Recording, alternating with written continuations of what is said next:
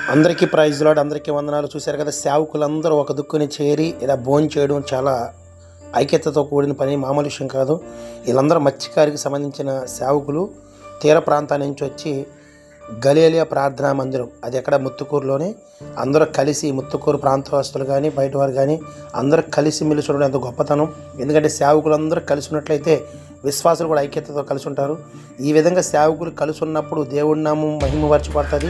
అలాగే కొంతమంది ఎవరైతే దేవుణ్ణి దూషిస్తున్నారో వాళ్ళందరూ కూడా నోరులు మూసుకోవడం జరుగుతుంది. ఎందుకంటే మీరందరూ ఐక్యతగా ఉండండి. ఎవరైనా సరే ఐక్యత అనేది చాలా ప్రాముఖ్యం. ఎందుకంటే ఐక్యత కలిగి ఉండడం ఎంతో మనోహరం, ఎంతో శ్రేష్టం. ఎందుకంటే సేవకులందరూ ఐక్యతగా ఉంటే విశ్వాసులందరూ కూడా ఐక్యతగా ఉంటారు. మనందరూ చేయించి కలిసి యేసు ప్రభు గొప్పతనాన్ని ప్రకటిద్దాం. ఎందుకంటే ఒక పూట కూటి కోసం ఎందరో మంది అలా నిద్రపోతున్నారు. ఈ విధంగా అందరికీ భోజనాలు పెట్టడం చాలా సంతోషకరం.